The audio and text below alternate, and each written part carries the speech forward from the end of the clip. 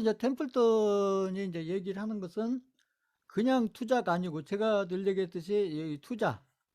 그러니까 같은 투자지만 이 투자를 이렇게 이제 개인이 하는 투자하고 세력이 하는 투자가 다르다. 이게 다르다. 그럼 개인이 하는 투자는 그냥 투자예요, 투자. 그냥 투자고 세력이 하는 투자는 여기 이제 역발상 투자.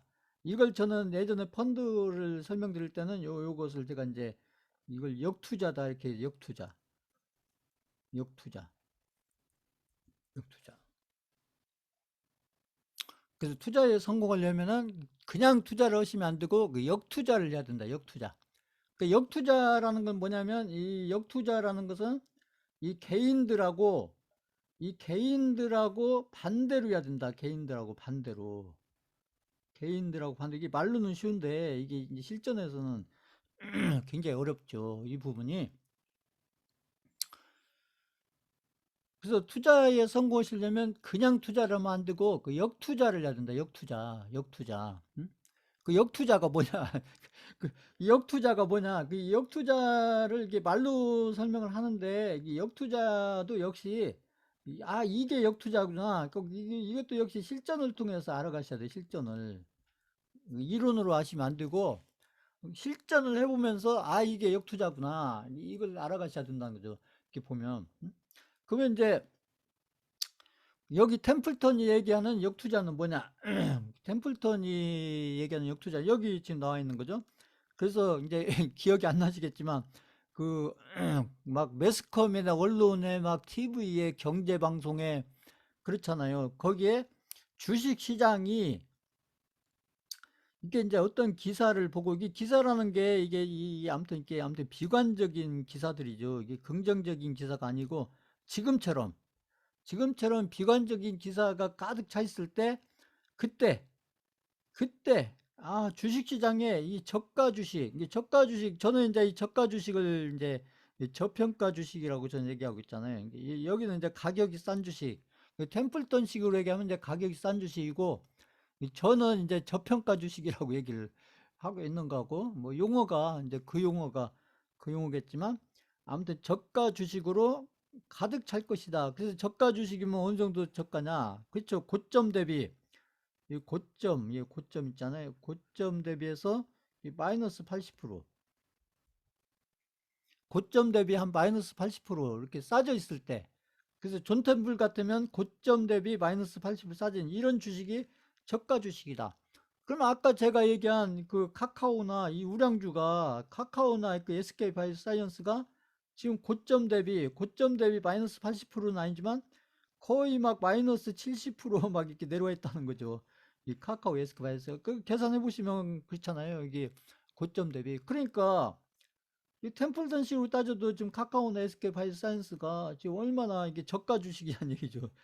저는 저평가라고 얘기하지만 그 템플턴식으로 얘기하면 얼마나 좋은 그 저가 주식이에요. 저가 주식. 그러니까 이게 보면은 그러니까 이렇게 생각할 줄 알아야 이게 진짜 어떤 주식을 싸게 살 줄 아는 그런 주식 투자자고 이렇게 생각하는 것이 이게 이제 이게 이렇게 생각할 줄 아는 게 이게 역발상 투자다니 역발상 투자. 근데 일반 개인들은 이렇게 많이 떨어지면 사기 싫잖아요.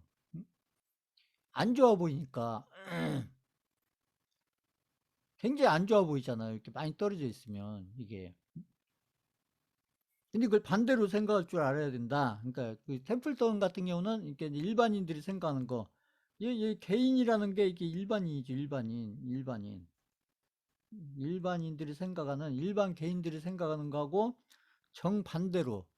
반대로 생각할 줄 알아야 결국은 내가 주식을 사서 몇 배짜리 수익을 만들어 내려면 그러려면 살 때 최대한 싸게 살 줄 알아야 되는데 최대한 싸게 살 줄 알아야 되면 일반적인 상식을 가지고 사게 되면 그 싸게 사기가 어렵다는 것이죠.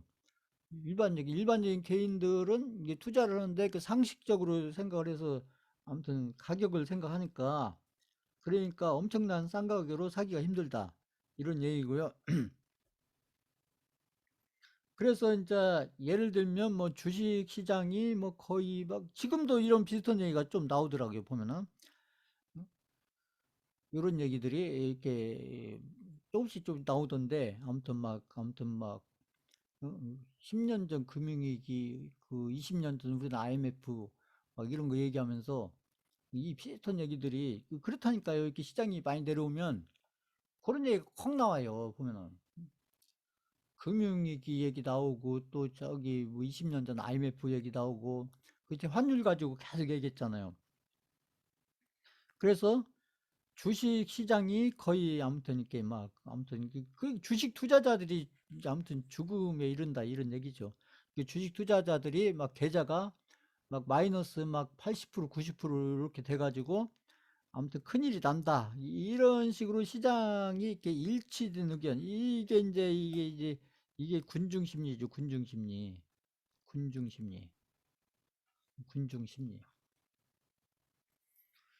일반 군중들이 이렇게 군중 심리로 이게 공포감 여기 심리가 뭐겠어요? 이 공포감으로 가득 차 있겠죠. 공포감으로 가득 차 있을 때 그래서 주식 시장을 통해서 실망감과 비관 그죠? 실망감과 이렇게 비관적인 그런 관점 이런 것들을 이렇게 판단해 볼 수가 있고 그래서 이렇게 주식시장이 이렇게 가장 그냥 비관적인 게 아니라 가장 비관적인 시장에 이르렀을 때 어떤 징표가 있다. 이제 이걸 이제 우리가 시그널이라고 하죠. 시그널. 그래서 저희가 이제 기술적인 해석을 하는 게 이런 시그널을 해석하기 위해서 기술적인 해석을 하는 거예요. 기술적인 해석을. 그래서 우리가 이렇게 이제 기술적인 해석을 한다는 것은 그러니까 이제 이 차트를 통해서 저희가 얘기하는 차트를 통해서 어떤 시그널을 찾아가려고 하는 건데 이 차트 속에 결국은 심리가 녹여져 있다. 심리가 누구 심리가요? 세력의 심리와 이 개인 투자자들의 심리가 그러니까 세력의 심리와 개인 투자자의 심리가 이 차트 그림 속에 녹여져 들어가 있다. 그래서 이 차트를 보면서 결국 시그널을 찾아낸다는 것은 결국은 세력의 심리를 찾아내는 거예요. 세력의 개인들의 심리는 별로 중요하지 않으니까 그 세력의 심리, 시그널을 통해서 세력의 심리를 찾아가는 것이 그게 기술적인 해석인 거예요. 기술적인 해석인 거. 다르게 설명하면 그래서 우리가 어떤 그림을 보고 이게 싸다 비싸다 이런 걸 찾으려고 하는 게 아니고 그 세력의 심리가 뭐냐? 그 세력이 지금 어떤 심리 상태에 있느냐? 그 개인들의 심리가 뭐냐? 그래서 이런 것들이 그 차트 속에 다 녹여져 들어가 있다는 거죠. 그래서 여기 기술적인 해석을 이렇게 중장기로 이렇게 계속 해가다 보면 그 어떤 가격이 보이는 게 아니라 그 세력의 심리와 그 개인 투자자들의 심리가 그 차트를 통해서 그 심리가 보인다. 이런 얘기죠. 그래서 이제 그런 것이 될 때까지 기술적인 해석을 반복적으로 자꾸 해보면서 그걸 눈에 익혀야 되는 것이죠. 그 부분을. 그게 기술적인 해석이에요. 그 부분이. 자, 그 여기 보면은 지금 얘기했지만은 이게 많이 갈아탔다. 그래서 지금 같으면 이제 적금 예금으로 많이 갈아탔다. 아니, 적금 예금으로 많이 갈아탔다. 이렇게 되는 거고. 그래서 많은 투자자들이 이 주식보다, 그러니까 주식을 팔고 이런 얘기죠. 주식을 팔거나 주식을 사지 않고 이런 얘기, 팔거나 사지 않고. 그래서 지금 인플레이션 얘기 나오잖아요. 그 인플레이션의 영향을 받지 않는 그런 거. 그래서 나중에 최종 연기금까지도 투자 대상을 바꾸고 있다. 뭘로 바꾸냐? 선물, 금, 뭐 다이아몬드 뭐 이런 거. 이제 인플레이션 하면은 인플레이션에 해칭하는 대표적인 게 그게 금이죠. 금 어디 갔어? 금. 금을 사놓으면 인플레이션을 해치할 수 있다. 이렇게 이제 통상적으로 그렇게 이제 많은 투자자들이 생각하는데 그러니까 이런 식으로 바꿔가야 된다. 그것도 시장이 저기 올라갔을 때가 아니고 실질적으로 보면 시장이 이렇게 올라가 있을 때 이때가 올라가 있을 때 이때가 인플레이션이 큰 거예요. 사실은 올라가 있을 때가 이때가 큰 거고. 그렇잖아요. 시장이 많이 내려왔을 때는 지금은 좀 다른 경우지만 많이 내려와 있을 때는 오히려 인플레이션이 꺼져 있는 상태죠. 오히려 반대로. 그렇잖아요. 근데 차라리 그 금 같은 걸 사려면 이런 데서 사서 관리를 하는데 이 거꾸로 난 거꾸로 보면 그 주식 시장이 이제 끝난 거다 이렇게 거의 현실화된 것처럼 이렇게 보인다. 누구 눈에? 근데 일반인들 눈에는 이렇게 보인다는 거. 일반 개인 투자자들의 눈에는 일반 개인 투자자들의 눈에는 이것이 진짜 현실이 될 것처럼 그렇게 보인다. 지금 그렇잖아요. 지금 보면은 이 비슷하잖아요. 그래서 결국은 언젠가는 주식시장이 바뀔 수도 있겠지만 그렇죠. 지금도. 그렇지만 한동안은 그러니까 한동안은 그렇지 않을 것 같다. 그러니까 지금 같은 상태가 오래 갈 거다. 오래 막 5년, 10년, 막 5년, 10년, 막 20년 이렇게 5년, 10년, 20년 이렇게 길게 갈 것처럼 아주 오래 갈 것처럼 이렇게 생각이 든다는 것이죠. 이렇게 특히 그게 특히나 이게 바닥권에 왔을 때 이런 생각이 든다는 얘기죠. 특히 개인 투자자들 생각에는 요렇게 보인다, 시장이. 그리고 지금 뉴스나 아무튼 이 언론에서 얘기하는 그런 것들이 막 이런 것들을 계속 강조를 하고 있기 때문에 그 개인들 생각에는 그렇게 받아들여진다는 얘기죠. 받아들여진다. 그러니까 세력들이 그걸 노리는 거예요. 그 언론을 통해서. 이렇게 하는 게 제가 늘 얘기했지. 이렇게 막 하는 것이 이게 결국 언론을 통해서 한다는 얘기. 언론을 통해서. 언론을 통해서. 그러니까 언론을 통해서 이런 어떤 내용들을 가지고 언론을 통해서 결국은 개인들을 관리한다는 얘기. 개인들을. 개인 투자자들을 이런 언론을 통해서 관리를 하는데 이렇게 하는 언론들을 뭐라 하는 게 언론 플레이다. 언론 플레이. 이 언론 플레이다. 그러니까 그냥 단순한 언론이 아니고 언론 플레이를 한다. 결국 세력과 언론이 한 통속이 돼서 지금도 마찬가지예요. 지금도 세력하고 언론이 한 통속이 돼 있는 거예요. 근데 그걸 개인들은 모른다. 그런데 개인들은 그런 관계를 모르기 때문에 그 언론을 믿는 거예요. 언론을. 자, 그렇게 해가지고는 어떻게 이제 좋은 주식을 바닥권에 했을 때 싸게 살 수가 있냐? 그거 못 산다는 얘기죠. 그래서 나중에 이제 이게 증손녀, 그죠? 증손녀는 그렇잖아요. 여기 존 템플턴의 손녀를 얘기한 거죠. 증손녀도 이제 그쪽 주식시장에서 이러는 분이었는데, 그래서 어떤 질문을 했냐면, 이 할아버지가 템플턴이죠. 템플턴한테 이렇게 치면 혹시 이렇게 기술주를 산 적이 있느냐? 이렇게 물어본 거예요. 왜냐면 기술주가 수익이 크게 났기 때문에 기술주를 산 적이 있느냐? 이렇게 물어봤더니 이 템플턴이 뭐라고 이렇게 했냐면 이렇게 대답을 했다는 얘기죠. 그래서 전기가 발명되어서 지금이야 전기가 흔한 거지만 이때 당시는 그렇잖아요. 템플턴 같으면 이제 50년대 저기 있잖아요. 지금부터 막 50년, 60년 전 얘기니까. 그러니까 그때만 해도 전기가 이렇게 막 지금처럼 흔하지 않을 때죠. 그래서 전기가 발명되어서 전구에 불이 처음 들어왔을 때 사람들이 어땠냐? 당연히 막 놀랬죠. 전기가 발명되어서 이렇게 처음에 전기 불로 이렇게 들어왔을 때 그전에는 막 촛불 켜고 호롱불 켜고 막 그랬잖아요. 여기. 연세 있으신 분들은 어렸을 때 그렇잖아요. 촛불 켜고 호롱불 켜고 그런 기억 나실 거예요. 근데 젊은 분들은 생각이 안 나겠지만 우리도 불과 60년대, 70년대만 해도 그랬었다는 거죠. 그랬을 때 그렇게 이렇게 전구에 불이 들어왔을 때 그때 여기 있잖아요. 응? 그때 회사 주식을 여기 템플턴이 그때 이렇게 이 전구에 이렇게 불이 들어왔을 때 그랬을 때 이 전기를 만드는 회사의 주식을 그때 템플턴이 샀을 거냐는 얘기죠. 이게 보세요. 이렇게 아웃풋이 나왔을 때, 그렇잖아요. 이렇게 아웃풋이 나온 상태에서 이랬을 때 템플턴이 샀을 거냐? 아니라는 거죠. 이렇게 결과가 나왔을 때는 실질적인 결과가 나왔을 때 그때 그 회사의 주식을 사지 않았다. 이거 보세요. 막상 이렇게 전기가 들어와서 이렇게 불이 켜질 때 그때 그 관련된 회사가 있을 거 아닙니까? 그, 그 회사들 주식을 템플턴 사지 않았다. 그러면 언제 샀냐? 그 주식을 이 전기와 전구가 발명되기 몇 년 전에 보세요. 몇 년 전에 주식을 샀다.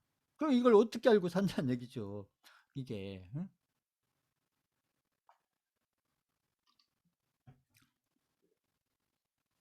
전기와 전구가 발명되기 그것도 1, 2년 전이 아니고 몇 년 전에. 그러니까 뭐예요? 이렇게 전기와 전구가 발명되기 전에 이렇게 매수를 해놓고 이미 몇 년 동안 저희 식으로 얘기하면 몇 년 동안 이렇게 보유를 하고 있다는 얘기죠. 보유를. 근데 전기가 발명되기 전에 그때 그 회사의 주식을 사고, 그러니까 이 전기와 전구가 이 회사에 의해서 발명되기 전에 이 회사의 주식을 샀다. 그러면 템플턴 같은 경우 이 회사가 전기와 전구를 발명할 거라는 것을 어떻게 알았을 거냐는 얘기죠. 어떻게 알았을 거냐. 음? 어떻게 알았을 거냐. 이게 의문점이잖아요. 이게 개인들한테는. 이거 어떻게 알았을 거냐. 음? 이게 신문에 아직 발명이 안 됐으니까 신문에 나올 리도 없는 거고. 그러니까 이렇게 전기와 전구가 발명되기 전에 이 회사의 능력을 미리 알아볼 줄 알아야 된다. 알아볼 줄 알아야 된다. 그러려면 이렇게 이런 능력을 미리 알아볼 줄 알려면 그러려면 이 회사에 대해서 관심을 가지고 이 관심도 이렇게 지속적으로 관심을 가져야죠. 지속적으로. 응? 무슨 재료 나오면 관심 가지고 재료 안 나오면 또 쳐다도 안 보고 있다가 또 어떤 재료 나오면 또 파고들고. 응? 그러면 늦다는 얘기죠. 그렇게 하면. 그러니까 어떤 좋은 기업을 내가 이렇게 딱 발견을 하거나 이렇게 찾아내면 그 기업을 잠깐 보면 안 되는 거고 그 기업을 5년이고 10년이고 20년이고 그 기업을 계속 관심 있게 봐야 그 기업이 앞으로 5년 후, 10년 후 뭘 할 수 있는 회사인지 그걸 알게 되지 않겠어요? 제가 우량주 들으면서 하는 얘기가 그 얘기예요. 계속. 어떤 종목 하나를 내가 잘 선택을 해서 진짜 내 인생을 바꿀 정도의 어떤 수익을 만들어 내려면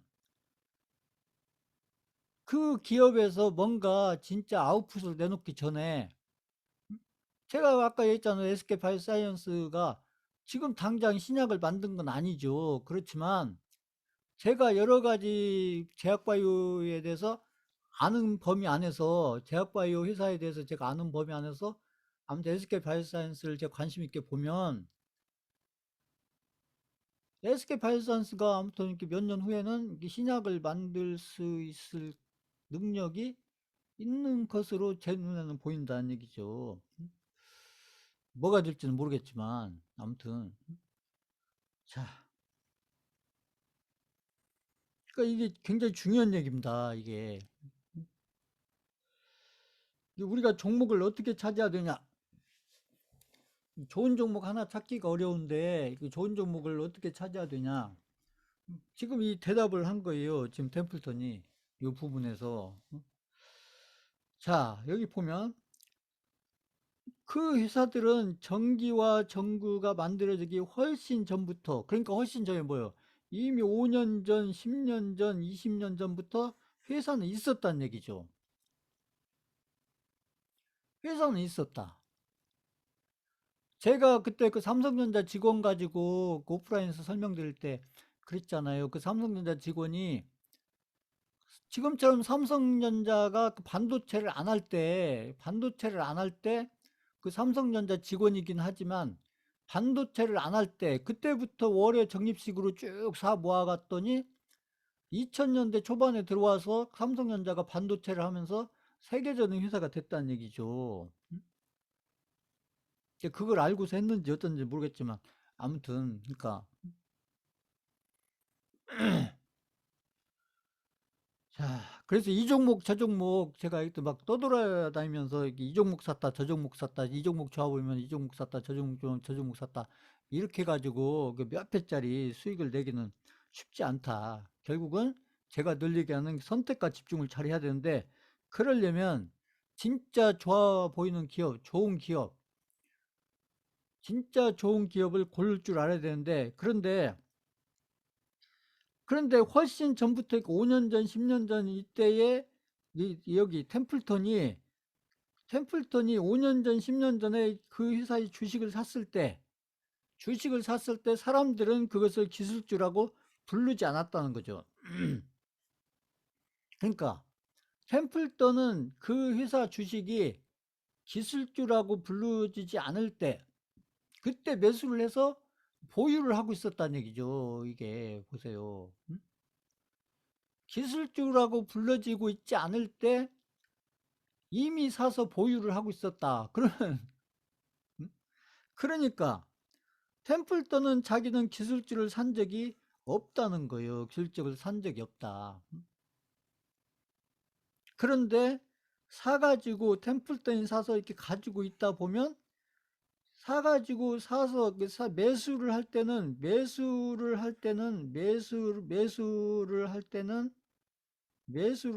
이 기술주가 아니었는데 이게 매수를 해가지고 이렇게 매수를 해서 보유를 하고 있다 보면 이게 기술주가 되더라. 얘기죠. 기술주가 되더라. 제가 지금 테마주 얘기하는 거나 비슷한 얘기예요. 저희가 개별주를 이렇게 매수를 해서 이렇게 보유하고 있는 동안, 매수를 할 때는 이게 테마주가 아니었다는 거죠. 테마주가 아니었는데, 이렇게 매수를 해서 이렇게 들고 가다 보면, 매수를 할 때는 테마주가 아니었는데, 이 매수를 해서 들고 가다 보면 이게 테마주가 된다는 얘기죠.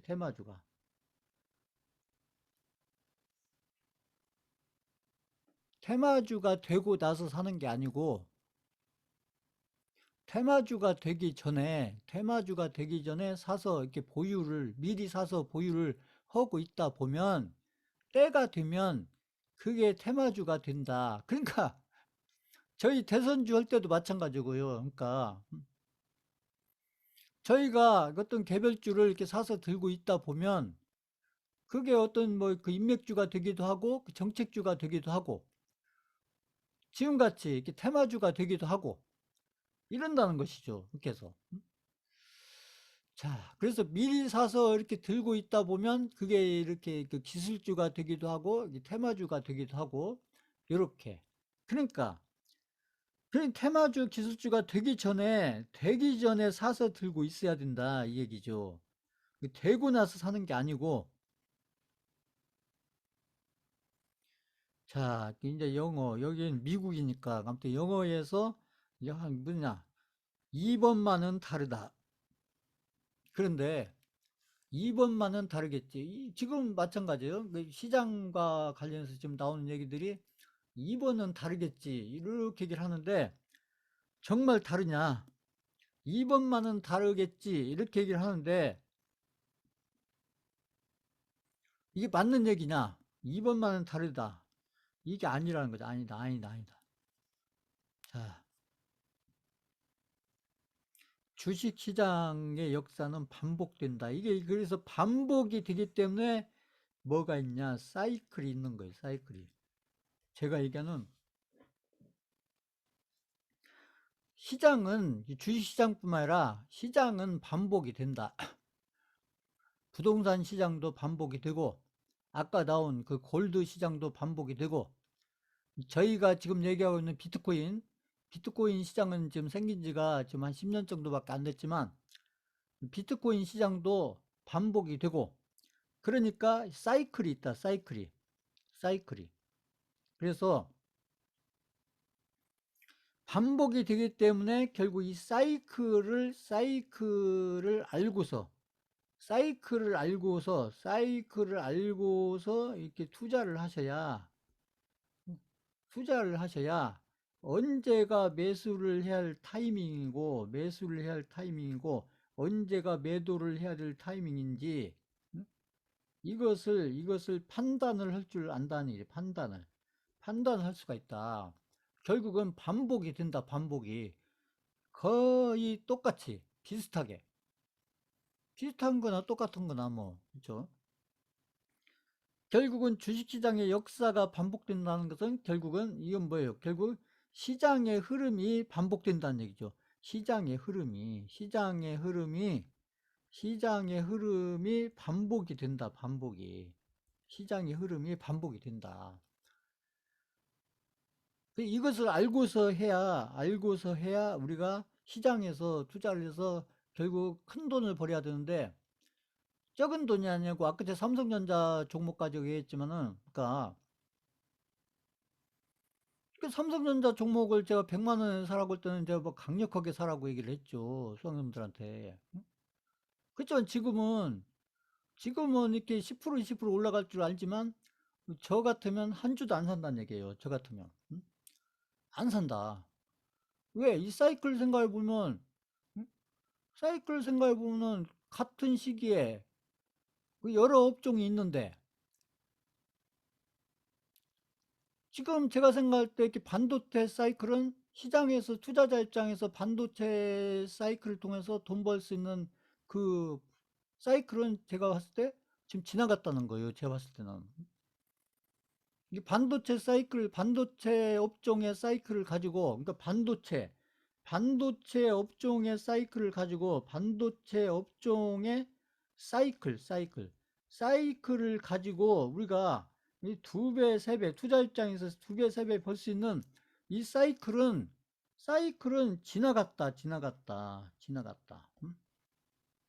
그러니까 지금은 삼성전자의 어떤 사이클이 우리한테 막 두 배짜리, 세 배짜리 돈을 벌 수 있는 어떤 사이클이 오고 있는 게 아니고 그냥 가격만 오르고 내리고 하는 거예요. 지금은 이 반도체 업종에 예를 들어서 삼성전자 같은 이런 종목들이 지금은 이 가격만 오르고 내리고 하는 거예요. 가격만 오르고 내리고. 결국 사이클을 만나야 그 사이클을 잘 판단해서 투자를 해야 결국은 사이클을 통해서 뭘 수익을 만들어내면 이 사이클에서 나오는 이 추세를 통해서 이 두 배짜리, 세 배짜리 수익을 만들어야 된다. 두 배, 세 배, 이렇게 네 배, 이렇게 수익을 만들어야 되는데 그래서 이게 반복이 된다. 그렇기 때문에 제가 그 사이클에 대해서도 설명을 했잖아요. 사이클에 대해서도. 근데 이제 이런 사이클을 이렇게 따라가는 데 있어서 굉장히 중요한 변곡점, 지금도 이제 변곡점이 이제 시장에서 지금 만들어지려고 하고 있는데, 시장과 관련해서. 이렇게 시장이 막 급락, 폭락, 특히 이제 이 템플턴의 경우는 폭락을 얘기하고 있잖아요. 이 폭락과 같은 이런 사이클이 왔을 때, 그랬을 때, 이렇게 이제 시장의 역사가 반복된다는 것은 결국 사이클이 반복이 된다. 이게 사이클이라는 것은 반복을 하기 때문에 사이클이 있는 거예요. 반복을 하기 때문에. 그래서 시장도 업종도 결국은 어떤 사이클을 가지고 움직이는데 지금 사이클이 지나간 지가 얼마 안 됐다. 그러면 그 새로운 사이클을 오려면 시간이 한참 걸린다는 얘기죠. 그렇기 때문에 최근에 왔던, 제가 얘기했던 5년 이내에 왔던 그런 업종들에 대해서 사이클을 생각하는 것은 잘 없죠. 그냥 어떤 가격 따라서 이렇게 매매는 할지 몰라도 저희는 이제 매매가 아니고 투자를 해야 되기 때문에 그러면 지금까지 사이클이 안 나온 업종을 가지고 해야 된다. 이런 얘기고, 그럼 지금 같은 업종 중에서, 제가 얘기하는 같은 업종 중에서 이 반도체 말고 지금 같은 업종 중에, 이 업종 중에서 지금 사이클이 안 나온 업종이 뭐냐? 그 대표적인 게 지금 사이클이 안 나온 업종의 대표적인 게 그게 지금 건설업종이라는 거죠. 제 건설업종. 그 저는 줄기차게 건설업종을 얘기하고 있잖아요. 지금. 최근 10년, 15년에 걸쳐서 지금 사이클이 안 나온 게 이게 건설업종이다. 건설업종. 삼성전자, SK하이닉스는 같은 사이클이죠. 같은 반도체 쪽의 업종이니까. 삼성전자, SK하이닉스는 같은 업종이에요. 같은 업종. 사이클을 같게 보셔야 돼요. 같게. 자, 그래서 업종, 어떤 종목 사이클을 얘기하기 전에 업종 사이클이 중요하다. 업종 사이클이. 업종 사이클이. 자, 이제 삼성전자하고 SK하이닉스는 이제 같은 반도체 업종인데, 이 종목으로 따져서 내가 이렇게 투자를 해서 수익을 낸다 그러면 그 삼성전자보다는 제가 봤을 때는 SK하이닉스가 나아요. 그래서 제가 SK하이닉스도 이렇게 한번 드린 적 있잖아요. 한두 번 드린 적이 있는데 지금은 제가 얘기를 안 하고 있는데 지금은 자, 왜냐면 지금 시장이 지금 별로 이렇게 막 그 상승을 잘 못하고 있으니까 SK하이닉스도 지금 그 시가총액이 큰 종목이잖아요. SK하이닉스도. 근데 SK하이닉스가 그 수익을 그래도 50%든 100%든 이렇게 내주려면 일단 시장이 어느 정도 올라가 줘야 되는데 지금 같은 경우는 시장이 이렇게 좀 이렇게 많이 올라갈 수 있는 시장이 아니기 때문에 그래서 제가 SK하이닉스를 지금은 얘기를 안 하고 있는 겁니다. 지금. 자, 그 같은 업종이에요. 삼성전자고 SK하이닉스는. 그래서 그때 제가 그 SK하이닉스도 그 1차 매수, 2차 매수, 3차 매수 이렇게 말씀드렸었는데 자, 사가지고 아마 가격이 내려왔을 거예요, 아마. 그것도 마찬가지예요. 그러니까 이제 삼성전자 설명드릴 때 그 SK하이닉스까지 제가 설명할 수는 없잖아요. 할 필요도 없고. 저는 이제 그 삼성전자 종목을 설명하는 게 아니고 그 시장을 설명하기 위해서 삼성전자 종목을 제가 설명하는 거고 아까도 얘기했지만 그 삼성전자 시가총액이 지금 워낙 그 아무튼 400조 막 이렇게 되잖아요. 삼성전자 시가총액이. 이제 그런 의미에서 삼성전자를 설명드리는 거고 그 종목을 설명드리는 게 아니고 SK 하이닉스도 나중에 또 이렇게 좋은 타이밍이 오면은 제가 얘기를 할 거예요. 근데 지금은 타이밍이 아니기 때문에 제가 얘기를 안 하는 겁니다. 근데 그렇게 보시면 되고 아무튼 제가 이러려는 건 그게 아니고 업종. 근데 지금 같은 경우는 지금 건설 업종 이런 것들이 굉장히 안 좋아 보이잖아요. 왜냐면 막 안 올라가니까. 그렇다니까요. 올라가기 전에는 안 좋아 보여요. 예전에 막 10년 전에 막 조선 업종들 있잖아요. 막 현대중공업 막 이런 그런 업종들도 나중에는 막 10배, 20배 갔지만 바닥권에 있을 때는 굉장히 안 좋아 보여요. 그게. 나중에 가구 올라가면 두 배, 세 배 올라가면 굉장히 좋아 보이는데 바닥권에서 지금처럼 막 시장도 안 좋은 데다가 근데 시장이 안 좋으니까 그 종목들이 또 바닥권이 만들어지는 거예요. 시장이 안 좋기 때문에 거꾸로 얘기하면. 근데 시장이 안 좋으니까 시장이 안 좋은 데다가 또 그 종목들도 금방금방 안 가고 그러니까 오히려 거꾸로 내려가고 안 가고 막 그러니까 굉장히 안 좋게 보이잖아요. 근데 그때가 제가 늘렸듯이 지나놓고 보면 항상 기회라는 거죠. 그때가. 그 지금 태플턴도 이 얘기를 하고 있는 거예요. 그래서 이 주식시장이 반복을 하는데 지금도 전 세계적으로 악재 속에 있잖아요. 지금 막 러시아, 우크라이나 또 뭐 푸틴이 뭐 핵을 어찌고 저찌고 막 얘기하고 막 그러고 있는데 러시아는 또 핵 어쩌고 저쩌고 하고 미국은 또 막 금리 어쩌고 저쩌고 얘기하고 있고 그렇잖아요. 요즘 들어서도 북한은 또 막 또 뭘 쏘고 막 그러잖아요, 보면. 그러니까 이제 그런 것들이 이제 악재처럼 작용하는데 뭐 그런 시기는 항상 있어요. 그런 게 보면. 특히 그런 것들이 특히 지금 바닥권에 있을 때 그런 것들이 많이 나온다. 이제 그런 것들을 통해서 또 바닥권이 만들어지기도 했지만 또 바닥권이 만들어진 속에서 그런 악재들은 더 크게 보이는 거예요. 그게.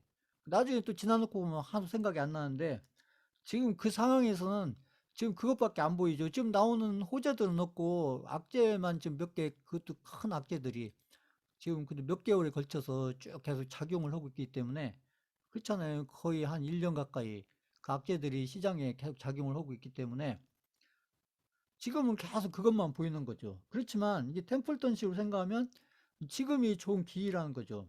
좋은 기회다.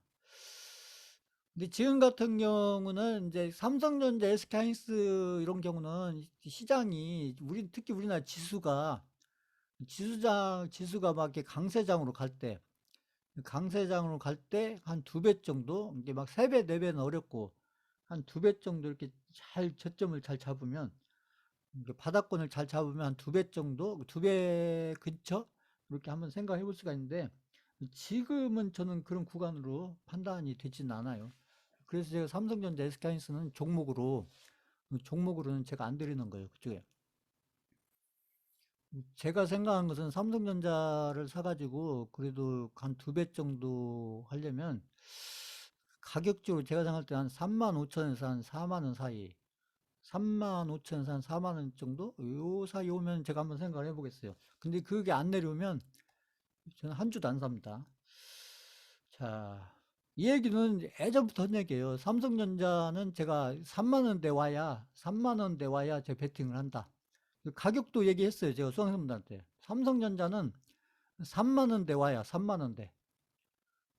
3만 원대 와야 제가 한번 베팅 구간을 생각한다. 가격적으로는. 지금은 아니다. 지금 5만 원은 저는 비싸요. 제가 생각할 때 5만 원은 비싸요. 5만 원은. 제가 생각할 때는. 자, 잠깐 한 5분만 쉬었다고 했습니다. 5분.